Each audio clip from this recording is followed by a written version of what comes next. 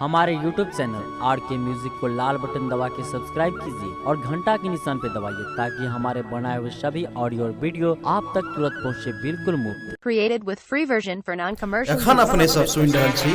RK music के प्रस्तुति।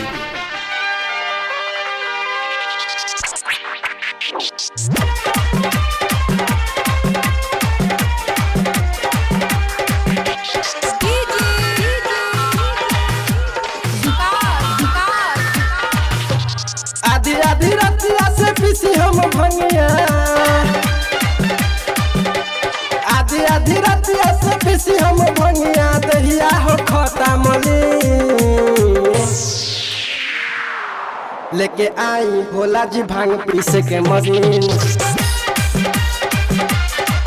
लेके आई भोला जी भांग पीसे के मशीन, लेके आई भोला जी भांग पीसे के मशीन। आधी आधी रतिया से पीसी हम भंगिया,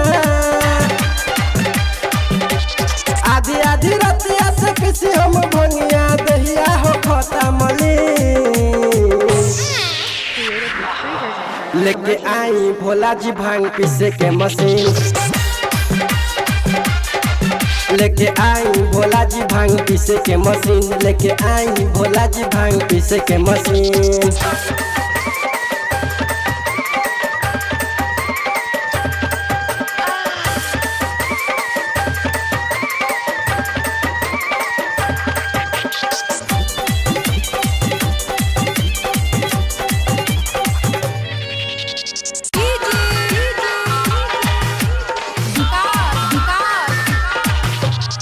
पीसत पीसत भंगिया हमर गइल हाथ छिलाई जी, भंगिया हमसे पिसल न जाता, गाजा से के हम चलाई जी, गाजा नहीं मलब नहीं पिसब हम भंगिया, करी कुछ जोगार कुछ लगाई उपैया खाई खो में बनी सरी मलाई खाई खो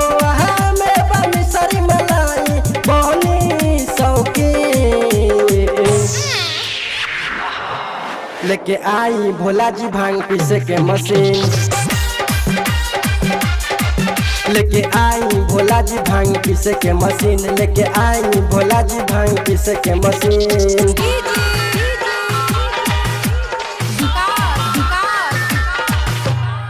बसा के डोरी खींचत खींचत मन हमर पगलाइल बा,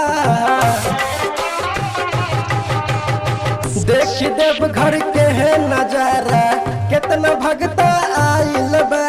भांग खा के रउआ हरदम मतल रहिले, सेवका के का होई कबहू न सोचले, सुनलनी दर्द पकड़ी फिकर फिकर,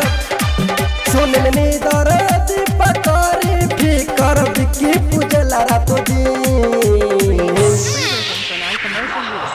लेके आई भोला जी भांग पीसे के मशीन, लेके आई भोला जी भांग पीसे के मशीन, लेके आई भोला जी भांग पीसे के मशीन। आधी आधी रतिया से पीसी हम भंगिया, आधी आधी रतिया से पीसी हम भंगिया, दहिया हो खोता मली लेके आई भोला जी भांग पीसे के मशीन, लेके आई भोला जी भांग पीसे के मशीन, लेके आई भोला जी भांग पीसे के मशीन, लेके आई भोला जी भांग पीसे के मशीन।